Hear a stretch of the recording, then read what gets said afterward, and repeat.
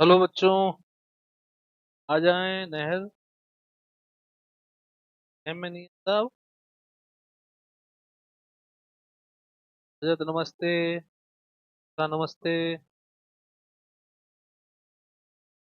आ जाएं जल्दी जल्दी से क्वांटम स्टार्ट करें।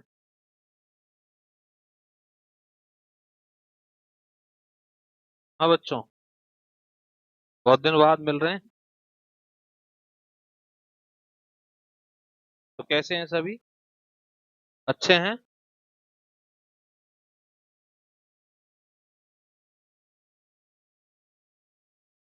लाइव क्लासेस देखो क्या टाइम आ गया, ऑनलाइन आना पड़ गया।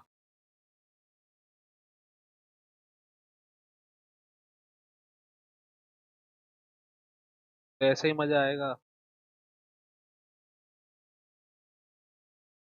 शुभम, नमस्ते। मॉर्निंग ही हो रही है वैसे। गुड मॉर्निंग लिख रहा है। हाँ भाई। तो क्वांटम की स्टार्टिंग करनी है अपन को। फर्स्ट पेपर है अपना, और दूसरा पेपर न्यूक्लियर, तीसरा पेपर सॉलिड। ठीक है। तीनों आसार पेपर हैं, टेंशन ना करें, बिल्कुल भी मस्त रहें। मेरा नेम क्या है? सोनी सर कहते हैं भाई।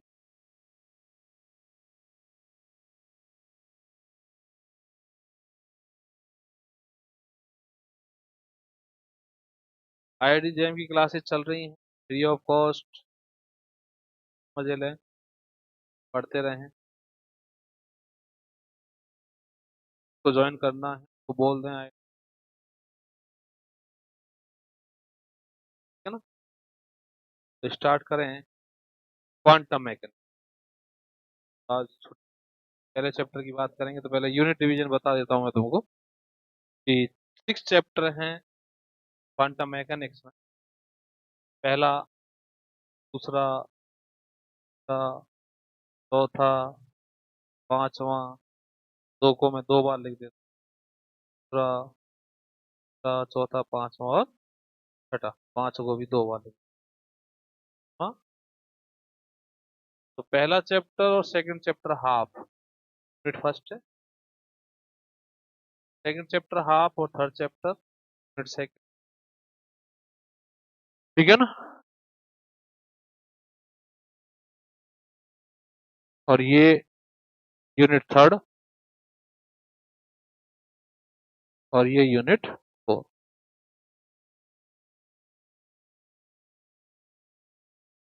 ठीक है। इस तरह यूनिट का डिवीजन है। पहले चैप्टर की बात करें, पहले चैप्टर में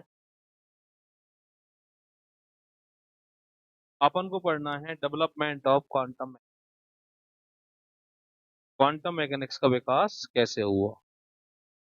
पहला जो चैप्टर है उसका नाम डेवलपमेंट ऑफ।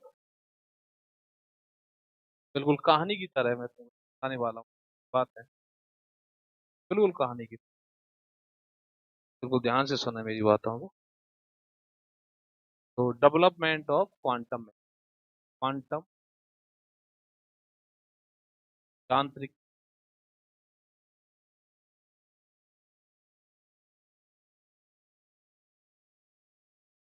ये अपन को चैप्टर में सुनो ध्यान से। क्वांटम मैकेनिक्स जो शुरुआत हुई है, शुरुआत बोल सकते हैं, वहां से क्लू मिल गया, हिंट मिल गई।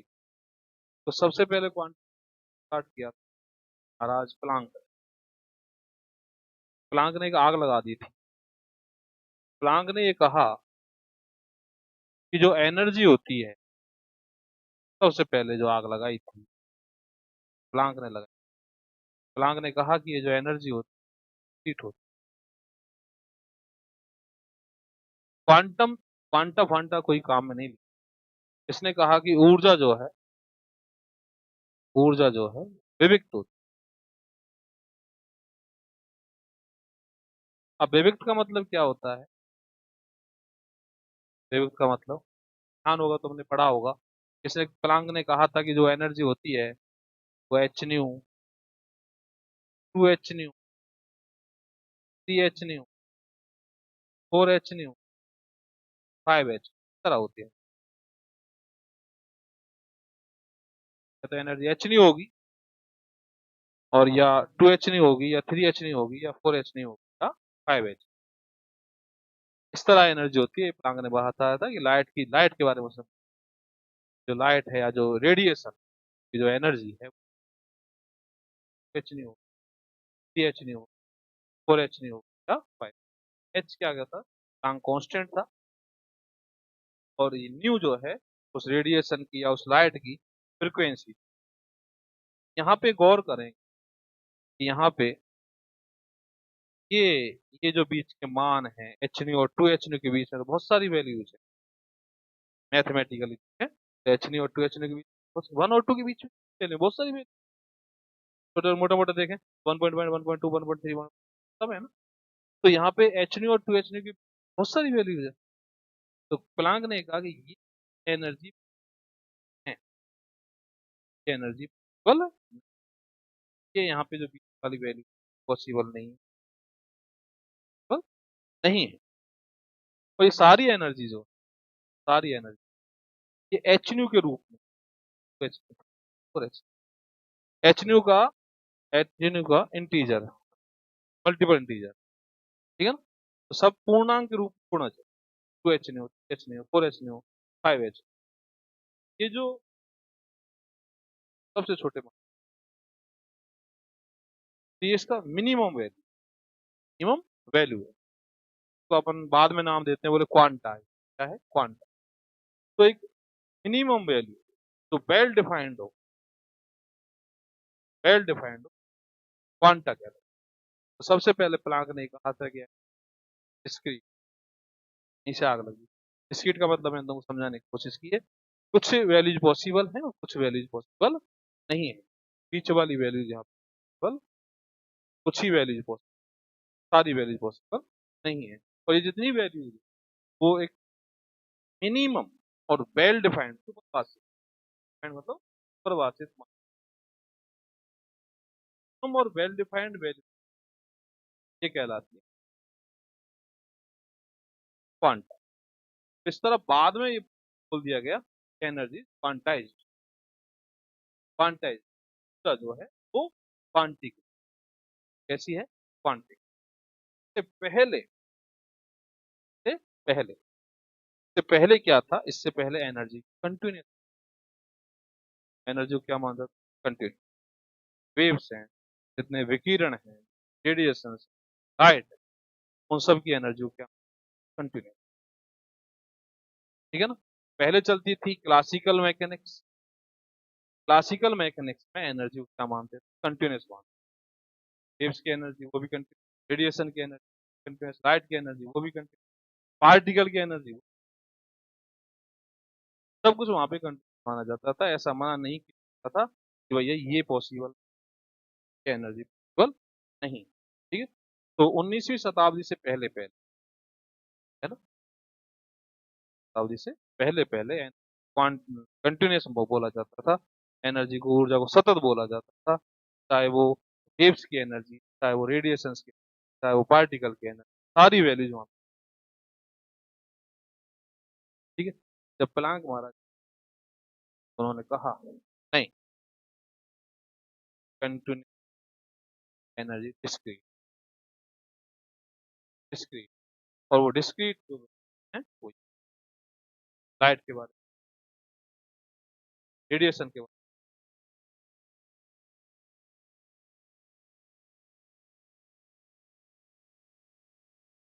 अब इसकी जरूरत क्या पड़ी? अब इसकी जरूरत क्या पड़ी, ये बात समझ, ओके। तो अब इसकी जरूरत क्या पड़ी, ये बात अपन को समझने की, बिल्कुल धीरे धीरे प्री क्वांटम में एक बार तुम्हारे फिट करने की कोशिश करो, ठीक। तो जब तक क्लासिकल मैकेनिक्स थी, एनर्जी को कंटिन्यूस मानते थे, चाहे वो वेव्स की है, चाहे वो रेडिएशंस की है, विकिरण की है, चाहे तरंगों की है, चाहे वो लाइट की है, चाहे वो पार्टिकल की है, सबकी एनर्जी को क्या मानते थे? सतत मानते। के आधार पर बहुत सारी घटनाएं आसानी से समझाई जा सकती थी। जैसे लाइट के बारे में बात करें तो लाइट का जो परावर्तन है, रिफ्लेक्शन, अपवर्तन है, रेफ्रैक्शन, व्यतिकरण है, इंटरफेरेंस, विवर्तन है, डिफ्रैक्शन, ध्रुवण है, पोलराइजेशन। तो लाइट की सारी घटना क्लासिकल मैकेनिक्स आसानी यहाँ पे वो एनर्जी को एज ए वेव मानती थी, रेडिएशंस को वेव मानती थी। वो बोलती थी कि जो विकिरण है वो वेव है, और वेव में तो एनर्जी कंटिन्यूस होती है। तो विकिरण को क्या मानती, वेव मानती, क्लासिकल वेव मानती। लाइट को क्या मानती, वेव मानती, तरंगे मानती। और तरंगों की कैसी होती है, कंटिन्यूस।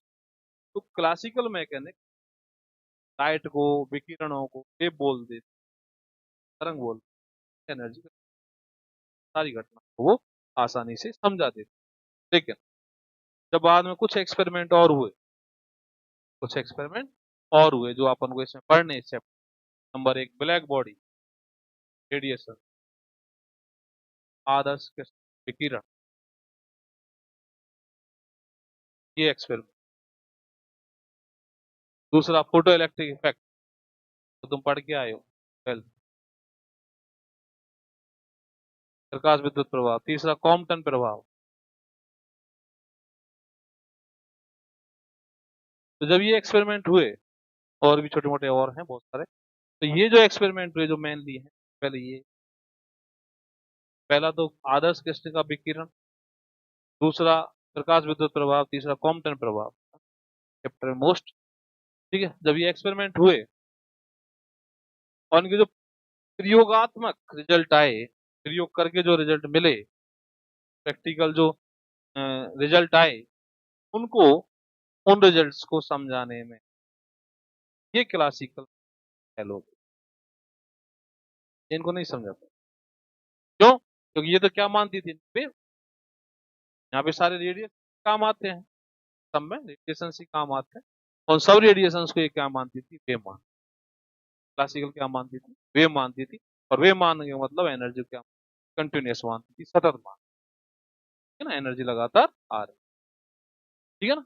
तो इस कारण से ये में असफल रही, ठीक है। लेकिन इन्हीं के जो प्रयोगात्मक तथ्य हैं, प्रयोगात्मक प्रयोग से रिजल्ट निकलते हैं, उन पर यदि प्लांक की थ्योरी अप्लाई कर दी जाए कि energy not continuous, energy discrete है, कैसी है,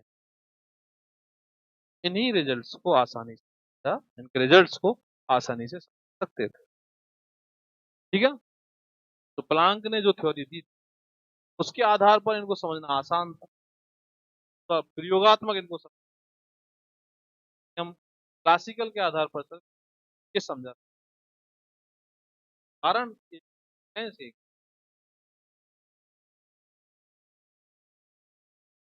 क्या माना जाए, पार्टी, पार्टी, मास पार्टिकल, पार्टिकल, पार्टिकल में और मास,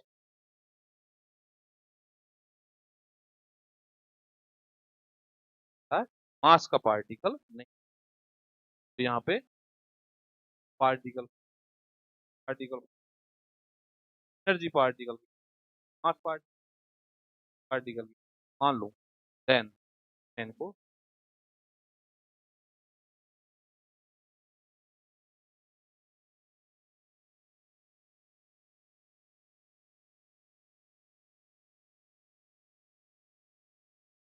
क्वांटम एनर्जी जो डिस्क्रीट, कंटिन्यूस, डिस्क्रीट है, क्वांटाइज्ड है, क्वांटीकृत है। क्वांटीकृत का मतलब मैंने बता दिया है, कुछ वैल्यूज तो एनर्जी की पॉसिबल है और कुछ पॉसिबल नहीं है, और ये सारी वैल्यू लाइट की बात हो, एच नो, एच नो। हाँ, आवाज थोड़ी प्रॉब्लम का दे रही है, वो माइक में सर्विंग है, ठीक है ना, वो सही कर दो, ठीक है। तो समझे मेरी बात। तो अभी मैं समरी बनाता हूँ, तो ऐसे क्वेश्चन आ जाता है, क्लासिकल मैकेनिक्स, तो चिरसम्मत यांत्रिकी तो चिरसम्मत यांत्रिकी की असफलताएं क्या है? चिरसम्मत यांत्रिकी पहले ये बताओ आराम से बताओ भाई साहब। चिरसम्मत यांत्रिकी में एनर्जी को, ऊर्जा को क्या माना जाता है? ये माना जाता है बे मतलब सतत मान के ये परावर्तन अपवर्तन का देती प्रैक्टिकल एक्सपेरिमेंट वे नहीं समझ आदर्श के कौन समझा? हाँ कैसे कैसे समझ?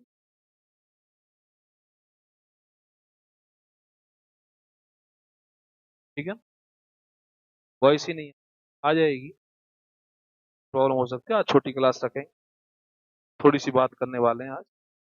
ठीक है, तो कल इसको पूछा ले आऊंगा या सही कर देंगे तो आवाज पर देख लेता हूँ कि मैंने आवाज तो बंद, आवाज तो चालू है यार, कुछ प्रॉब्लम है। हाँ भाई थोड़ा सा आज अरेंज कर लो। ठीक है ना, तो ये क्वांटम में और क्लासिकल में जो मेन डिफरेंस है वो। अब यहाँ पे अपन किसकी बात करें, हर बार जब भी बात की विकिरण की बात की, रेडिएशन की एनर्जी जो है वो क्वांटाइज्ड है। क्वांटाइज्ड है, क्वांटाइज्ड होने का मतलब एनर्जी जो है वो छोटे छोटे पार्टिकल्स, छोटे छोटे पैकेट्स के रूप में एच न्यूटन। ठीक है ना, पार्टिकल कौन सा है? ये मास पार्टिकल नहीं है, कौन सा पार्टिकल है? एनर्जी का पार्टिकल। मास पार्टिकल और एनर्जी पार्टिकल में डिफरेंस है। मास पार्टिकल किसी पदार्थ का बना हुआ हो, पदार्थ का, क्योंकि मास उसी का होता है जिसका पदार्थ हो। पदार्थ ही नहीं है तो मास कहाँ से होगा? लोहा है तो लोहा तो पदार्थ हो गया ना, है ना। ये वस्तु है, ये वस्तु है, ये ऑब्जेक्ट है, लेकिन इसका मैटर, मैटर मतलब पदार्थ। पदार्थ कौन है? प्लास्टिक। तो पदार्थ प्लास्टिक है, पदार्थ है तो इसका मास, का मास। तो लाइट, लाइट आ रही है तो अब इसमें पार्टिकल आ, अब पार्टिकल कौन से आ रहे हैं? एनर्जी के पार्टिकल। एनर्जी कितनी? एनर्जी के पार्टिकल। अब तुम सोचो यदि ये यहाँ से मास पार्टिकल आते, मास पार्टिकल आते यहाँ, वॉइस नहीं आ रही, बिल्कुल भी नहीं आ रही। एक मिनट रुको।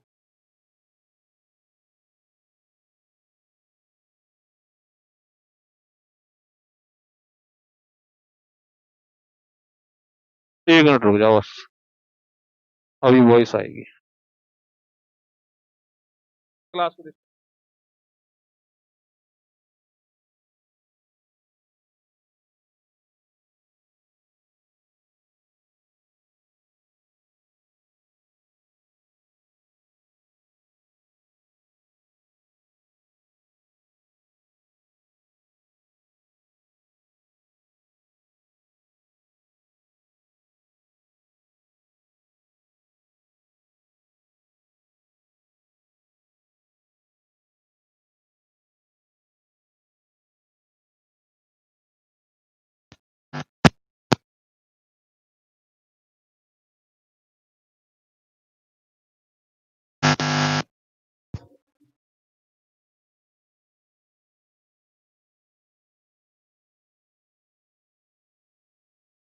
हाँ भाई,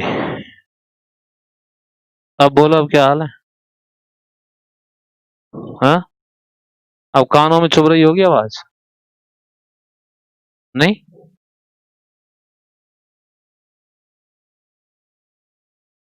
मैं बस थोड़ा सा आलस, आलस क्या मतलब ये सोच रहा था कि यार डिस्टर्ब हो जाए क्लास, है ना।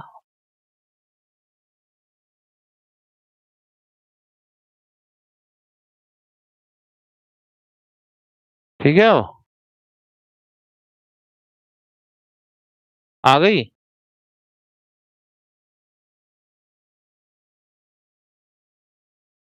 बोलो। हम्म।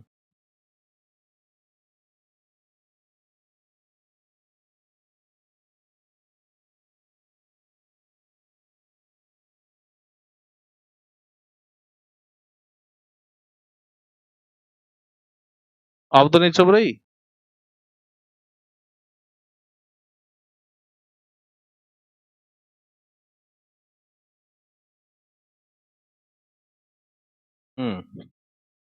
ठीक है, चलो तो दोबारा रिपीट करता हूँ। क्लासिकल मैकेनिक्स जो चलती थी पहले, उसमें एनर्जी को सतत माना जाता था। एनर्जी किस फॉर्म में मानी जाती थी? वेव फॉर्म में। ठीक है ना? लाइट की एनर्जी, विकिरण की एनर्जी किस फॉर्म में मानी जाती थी? वेव फॉर्म में। और वेव फॉर्म में मानी जाती, तरंगों के रूप में मानी जाती थी। तरंगों की एनर्जी होती है सतत। तो सतत थी तो परावर्तन लिखना है तुमको, अपवर्तन, व्यतिकरण, विवर्तन, ध्रुवण को आसानी से समझा सकते थे। लेकिन जब ये प्रयोग हुए, आदर्श कृष्ण का विकिरण, प्रकाश विद्युत प्रभाव, कॉम्पटन प्रभाव, तो इनको समझाने के लिए क्लासिकल मैदान में कूदी, बोले मैं समझाऊंगी। है ना? तो ये नहीं समझा भाई। कारण इतना ही था कि ये एनर्जी को कंटिन्यूस मान रही थी, सतत मान रही थी। तो यहाँ पे महाराज प्लांक आए, बोले नहीं, एनर्जी जो लाइट की एनर्जी है, जो वेव की एनर्जी है, सॉरी, जो विकिरण की एनर्जी है, वो कैसी है? डिस्क्रीट। डिस्क्रीट का मतलब कुछ एनर्जी पॉसिबल है और कुछ एनर्जी की वैल्यू पॉसिबल नहीं है। और possible value h nu, two h nu, three h nu लिखा। ठीक है ना? इंटीजर के रूप में होगी, हाफ इंटीजर ये नहीं होंगे। ठीक है ना? फ्रैक्शन के रूप में नहीं होगी। कुल मिला के बात ये। तो यहाँ मैं समझा रहा था कि ये जो एनर्जी के पार्टिकल हैं, ये मास पार्टिकल नहीं है, ये एनर्जी के पार्टिकल है। तो इसके लिए एग्जांपल दे रहा था कि लाइट से जो एनर्जी आ रही है, और उनको यदि मैं पार्टिकल बोलता हूँ, और पार्टिकल में भी कौन सा? मास पार्टिकल। मास पार्टिकल जिसका, जो किसी पदार्थ का बना हुआ हो। जो पार्टिकल किसी पदार्थ का, जैसे ये बता रहा था कि ये ऑब्जेक्ट है, ये वस्तु है, और इसका मैटर, पदार्थ कौन है? प्लास्टिक। अब ये प्लास्टिक जो पदार्थ है, ठीक है ना, तो इसका तो मास होगा 100%। है ना? तो प्लास्टिक का पार्टिकल यदि लाइट में होता, तो दादा आंखों का क्या होता? तो आंखें तो फूट जाती हैं तुम्हारी। है ना? लाइट घुसती है आंख में तो प्लास्टिक का पार्टिकल घुसता। तो मास पार्टिकल मना कर दिया उसने, क्या कहते हैं, प्लांक ने। मास पार्टिकल नहीं है, एनर्जी का पार्टिकल, जिसका मास जीरो, जिसका नाम दिया उसने फोटोन। ठीक है ना? तो फोटोन के रूप में ये एनर्जी होती है। तो इस बात को यदि एज्यूम लेते हैं, कंसीडर करते हैं, तो ये तीनों इफेक्ट हम आसानी से समझा पाते हैं। ये तीनों एक्सपेरिमेंट आसानी से समझा दिए जाएंगे। ठीक है ना? अब आगे चलते हैं, थोड़ी सी कहानी और बढ़ाते हैं। तो ये स्टार्टिंग हुई थी क्वांटम की, यहां से। है ना? और अपन को ये ना ब्लैक बॉडी रेडिएशन, आदर्श क्रिस्टल का विकिरण कहते हैं हिंदी में इसको, ये, और क्या कहते हैं उसको, प्रकाश विद्युत प्रभाव, फोटोइलेक्ट्रिक इफेक्ट और कॉम्पटन इफेक्ट को ही डिटेल में अपन को इस चैप्टर में पढ़ना है। ठीक है? तो आगे क्या हुआ कि ये पता चल गया कि जो एनर्जी है वो पार्टिकल फॉर्म में, पार्टिकल फॉर्म। ठीक है? तो एक महाराज थे जिनका नाम था डी ब्रॉगली। क्या नाम था? De Broglie. तो इन्होंने कहा यार, जब एनर्जी पार्टिकल के रूप में है, तो इन्होंने उल्टा अटैक कर दिया कि बोले पार्टिकल जो है वो फिर किसी ना किसी वेव के साथ एसोसिएट होगी। पार्टिकल, कौन सा पार्टिकल? मास पार्टिकल। ठीक है ना? तो लाइट में जब पार्टिकल है, तो फिर मास पार्टिकल जब भागेगा, है ना, और मास पार्टिकल भी मूविंग मास पार्टिकल। ठीक है ना? तो मूविंग मास पार्टिकल मतलब जो पार्टिकल भाग रहा है, जो द्रव्य कण भाग रहा है, उसके साथ कोई ना कोई वेव जरूर होगी, जिसको उसने नाम दिया द्रव्य तरंग। क्या नाम दिया? द्रव्य तरंग। उल्टा अटैक कर दिया। ठीक है ना? तो ये हालांकि आगे की बातें हैं, पर मैं जो तुम्हें अभी थोड़ा सा दिमाग में फ्रेम बना दूं, तो यहां तक पहला चैप्टर चलता रहेगा कि एनर्जी जो है वो पार्टिकल फॉर्म में है, क्वांटाइज्ड है, डिस्क्रीट है। ये पहला चैप्टर चलता रहेगा। ठीक है ना? आगे जो बात होने वाली है ना, तो इसने कहा कि मूविंग मास पार्टिकल यदि भाग रहा है, तो उसके साथ एक वेव भी चलेगी, उसके साथ चलेगी वेव, और उस वेव का नाम दिया द्रव्य तरंग। द्रव्य तरंग मतलब मैटर वेव। इसको नाम दिया इसने, क्या नाम दिया? Matter wave. और इस मीटर वेव की जो वेवलेंथ है लैम्बडा बराबर दी एच अपॉन पी, ये इसने बताई। ठीक है, और इस बात को इसने, इसको परिकल्पना कहते हैं, इसकी हाइपोथेसिस, बस वैसे ही मार दिया इसने तुक्का, कल्पना से परे थी ये बात। ठीक है ना। अब इस बात को सिद्ध करना था कि यार ये डी ब्रोगली जो बोल रहा है वो सही बोल रहा है कि नहीं बोल रहा। इस बात को समझाने के लिए एक एक्सपेरिमेंट हुआ जिसका नाम था डेविसन जर्मर। याद रखो इनको थोड़ा थोड़ा, जब भी मजा आएगा तुमको। Davisson Germer experiment. तो डेविसन जर्मर एक्सपेरिमेंट से इस बात को प्रूव कर दिया गया था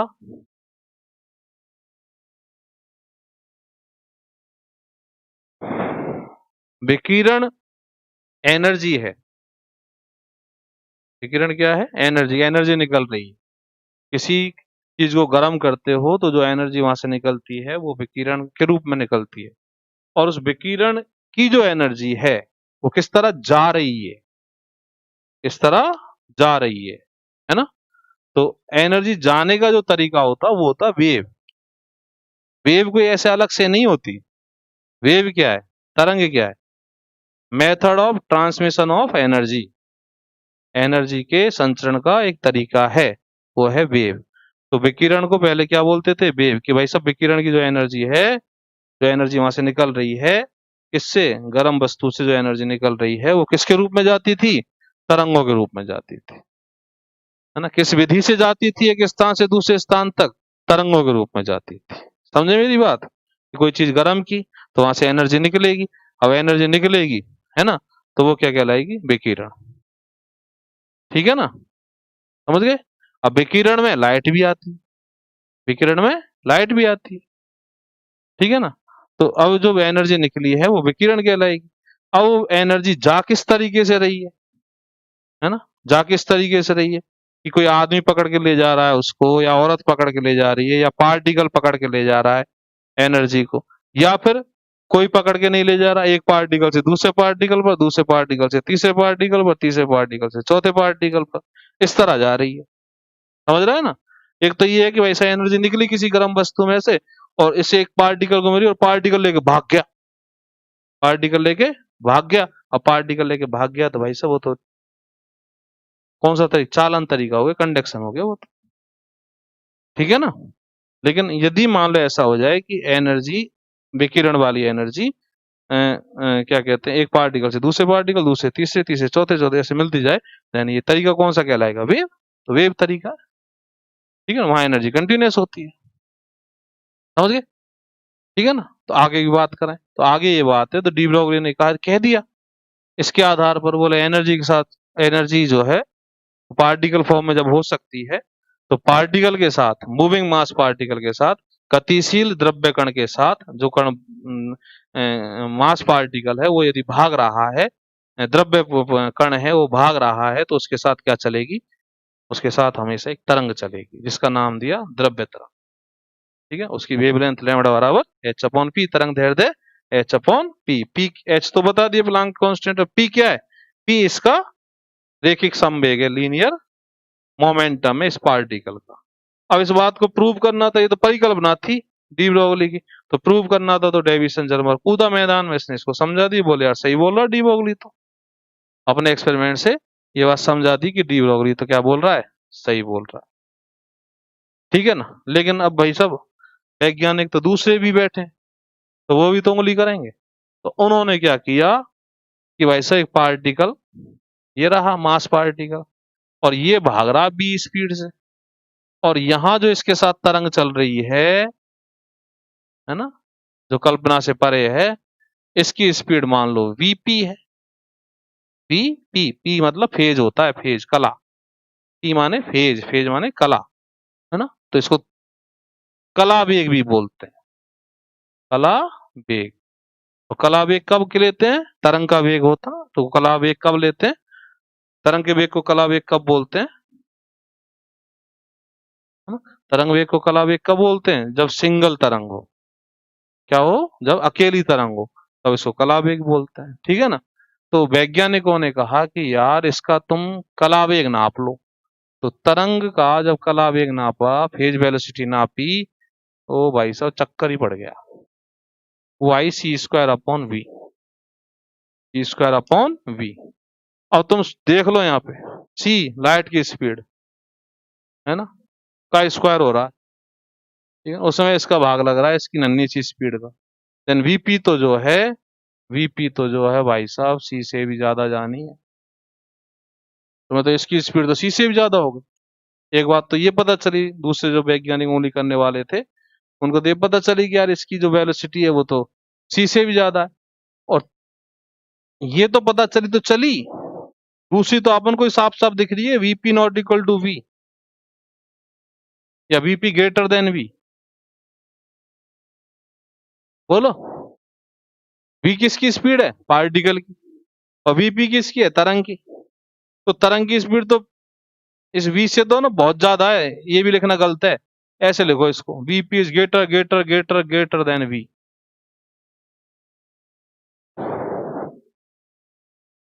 डेविसन जर्मर तो खड़ा हो गया, बोले सही है यार, डी सही बोल रहा है, उसने तो अपना एक्सपेरिमेंट करके दिखा दिया।